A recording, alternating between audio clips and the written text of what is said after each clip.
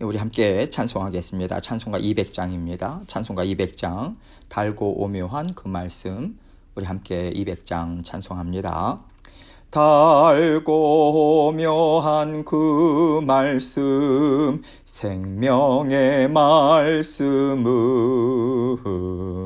귀한 그 말씀 진실로 생명의 말씀이 나의 길과 믿음 밝히 보여주니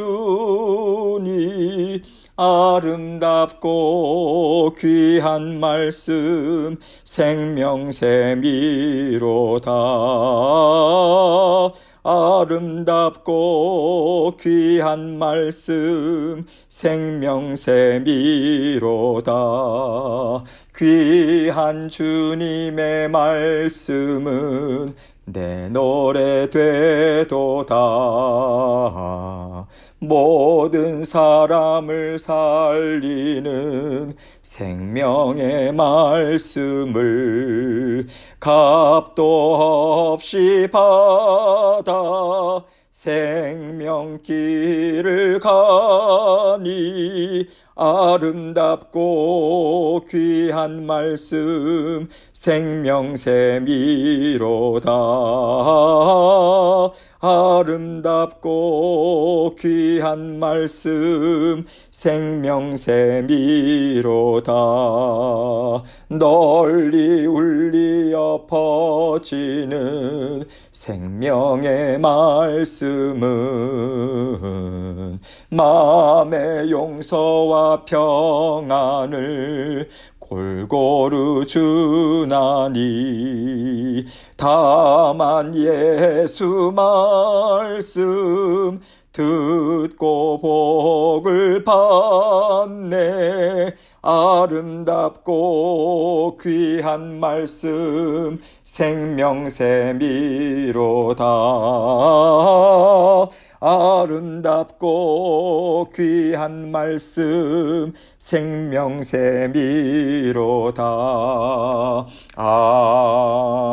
아멘. 기도하겠습니다.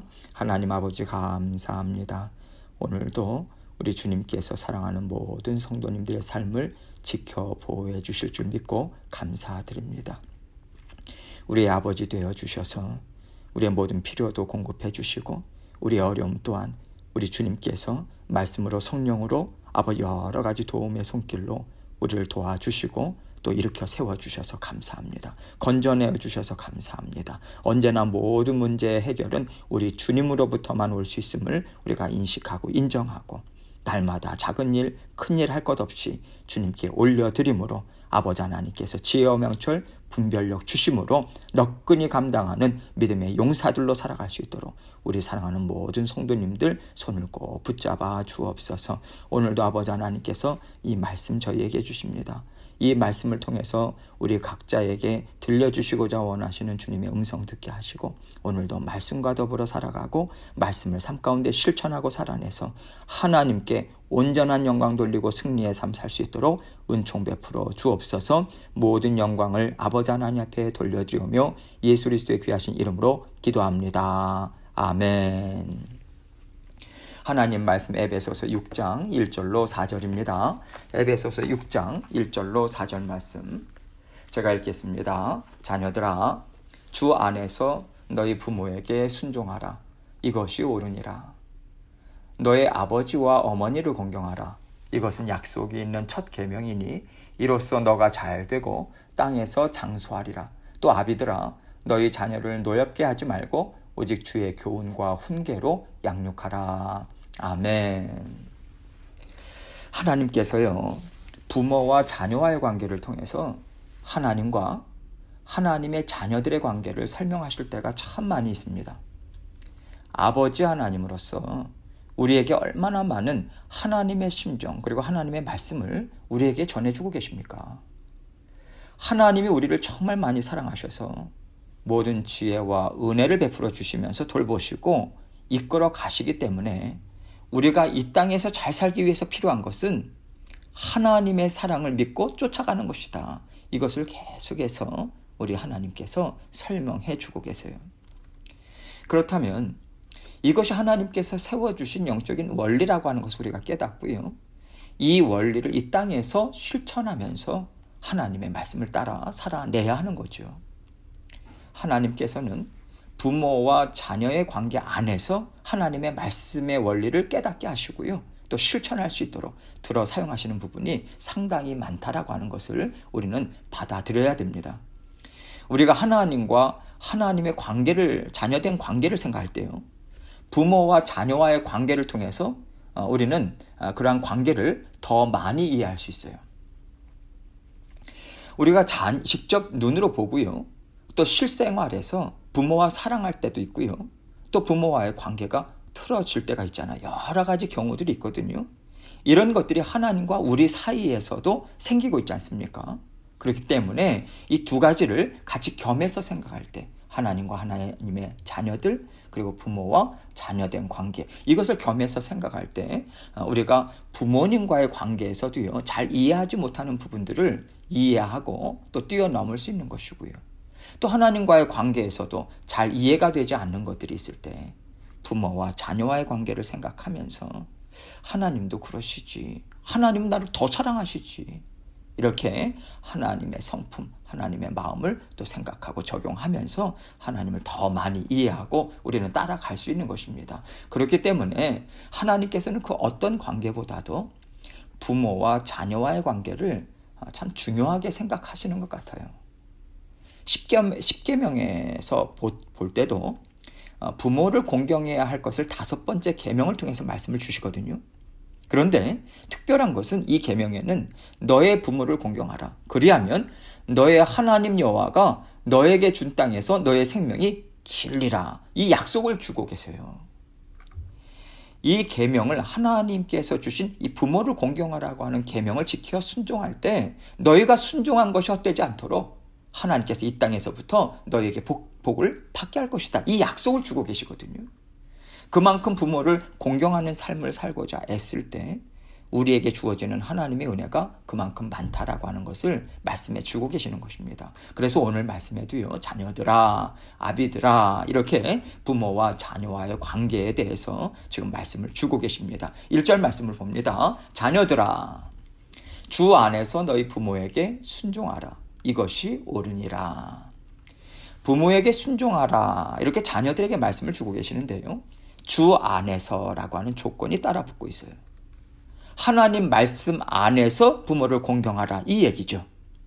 말씀 안에서 공경하라. 이것이 무슨 뜻일까요? 우선은요. 지금 이것은 하나님이 주신 계명이잖아요. 말씀이거든요. 하나님이 말씀을 주셨기 때문에 그 하나님 말씀에 순종해서 부모님을 공경하고자 하는 것이 가장 중요한 마음이 되어야 한다. 이것을 우리가 생각을 해야 되고요. 두 번째는요.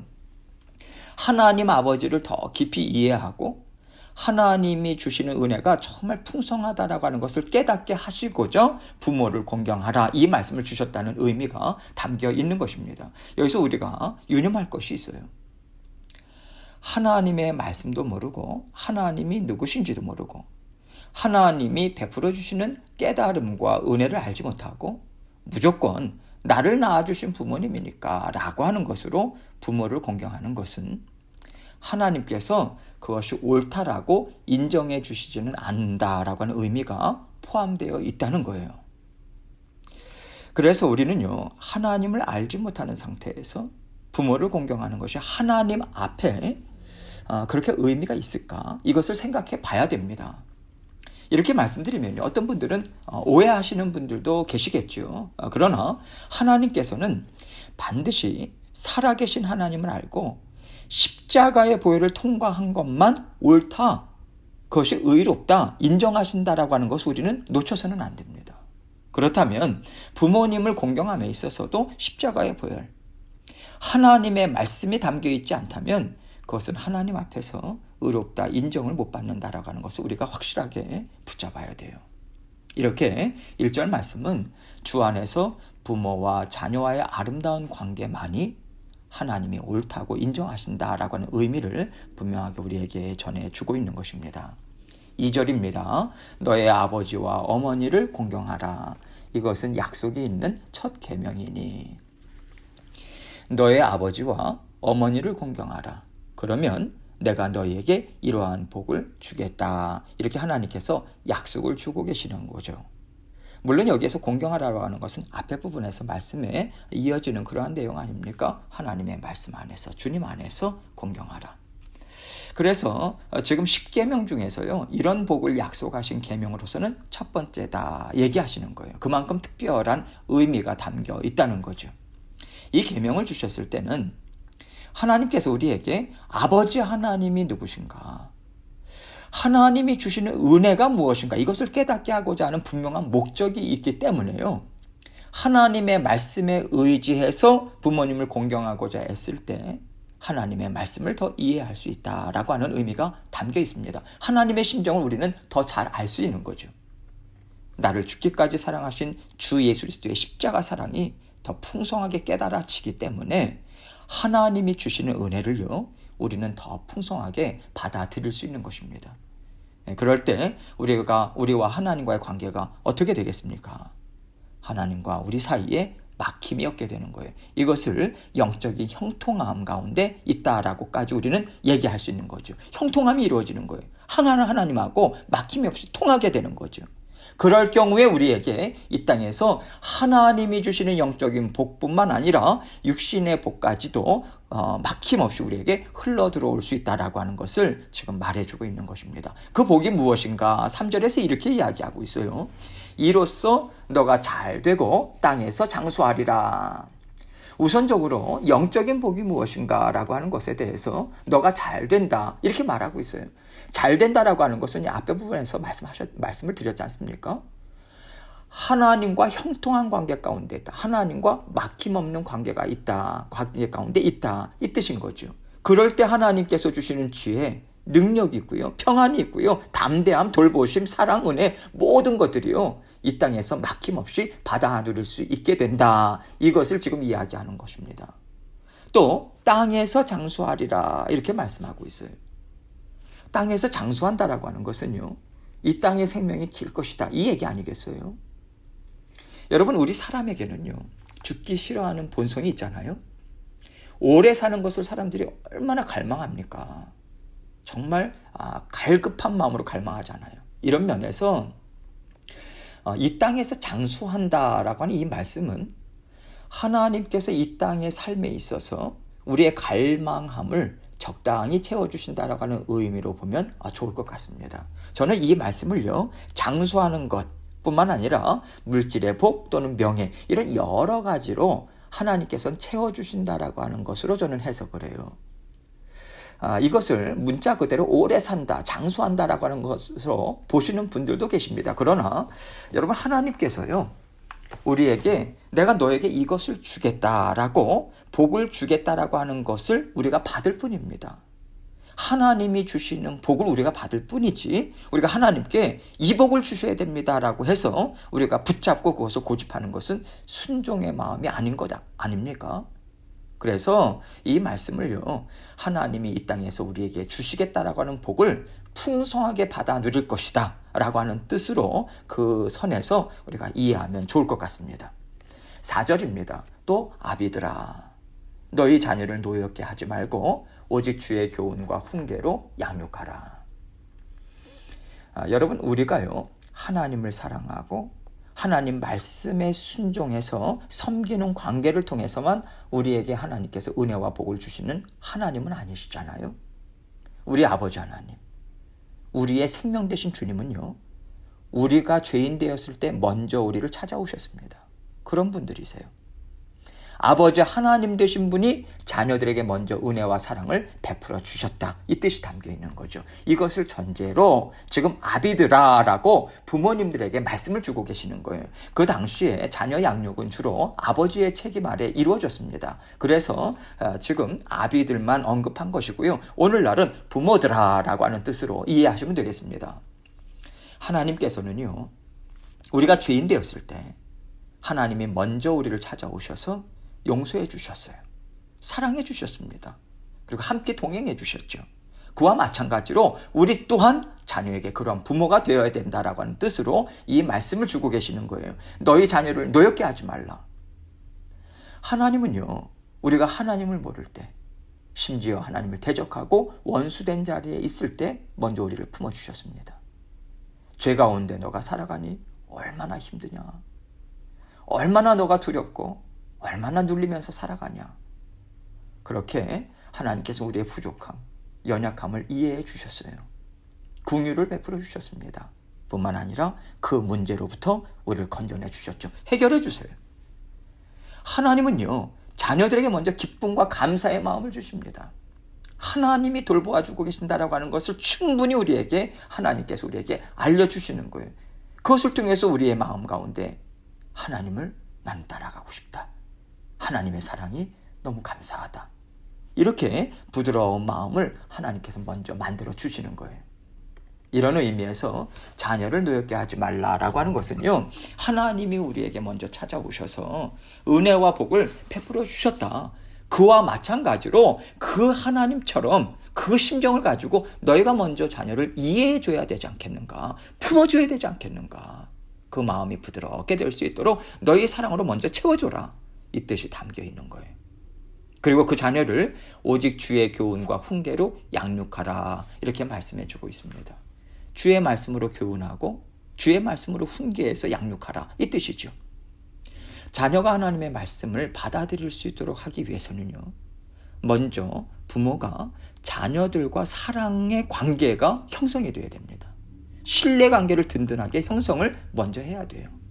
그럴 때 하나님의 말씀을 전할 때 자녀에게 교훈이 될 수 있어요. 자녀가 깨닫습니다. 그리고 잘못된 것을 고칠 수 있는 자리까지 나아가게 되는 거예요.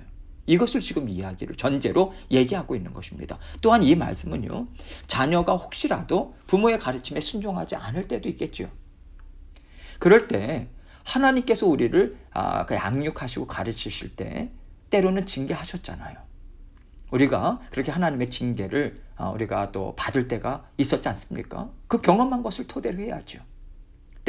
때로는 자녀들을 징계하고요, 따끔하게 가르쳐야 한다라고 하는 의미 또한 전해주고 있어요. 주님께서 언제나 우리를 긍휼히 여기셔서 돌보시는 것을 끊지 않으시고 떠나지 않으시는 사랑에 근거해서 지속적으로 양육하는 것, 이것이 우리에게 필요하다라고 하는 지혜를 부모들에게 또 베풀어 주고 있는 것입니다. 우리는요, 부모와 자녀와의 관계뿐만 아니라 모든 사람과의 관계에서도 하나님이 나를 어떻게 대해 주셨는가, 이것에 근거해서 모든 관계를 이루어갑니다. 그래서 특별히 오늘은 부모와 자녀와의 관계를 하나님께서 말씀해 주셨지만 우리가 이것을 이웃과의 관계에도 확장해서요, 하나님이 나를 어떻게 사랑해 주셨는가, 이것을 생각해서 때로는 참아주고 용서해주고 품어주는 관계를 우리는 감당해 나아가야 하는 것입니다. 우리가 살아가는 일상의 삶이 오래 참아주시고 품어주시고 그러한 하나님의 사랑을 깊이 있게 깨닫게 하시는 통로가 되기 때문에 그래요. 또 우리가 이 땅에서의 삶을 잘 살아내기 위해서는요, 하나님의 성품을 잘 이해해야 합니다. 하나님이 베풀어 주시는 은혜를 생각해서 그것을 삶 가운데 적용하면서 살아야 돼요. 그러할 때 이 땅에서의 삶도 형통해질 수 있는 거죠. 이렇게 우리의 일상의 삶과 하나님의 말씀은요, 뗄래야 뗄 수가 없는 것입니다. 언제나 이 두 가지가 함께 가고 있는 거예요. 이것이 말씀으로 살아내는 자녀들의 삶인 것이고요, 살아계신 하나님을 닮아가는 삶을 우리는 우리의 이 땅의 삶에서 살아낼 수 있는 것입니다. 하나님께서 하나님이 우리를 어떻게 사랑하시는지 우리 일상의 삶을 통해서 깨닫기를 바라십니다. 또 그 일상의 삶을 통해서 하나님을 계속해서 닮아가고 감사하고 기뻐하면서 하나님께 영광을 올려드리는 하나님과 하나 된 삶을 살아내기를 하나님 바라세요. 오늘도 그 일상의 삶을 하나님께서 우리에게 선물로 주셨습니다. 오늘도 하나님의 말씀을 기억하고 오늘도 하나님과 함께 힘있게 말씀을 통해서 또 살아내시는 저와 여러분의 삶이 되시기를 주님의 이름으로 축원합니다. 계속해서 기도합니다. 하나님께서 우리에게 은혜 베풀어 주신 것 늘 기억하고 하나님 정말 말씀으로 살아내고 내어서 하나님 오늘도 하나님의 그 은혜 정말 전하는 통로로 맛보는 삶을 살기 원합니다. 여러 가지 기도 제목들과 함께 또 우리 삶을 살펴보면서 주님께 기도로 나아가도록 하겠습니다. 기도하시겠습니다.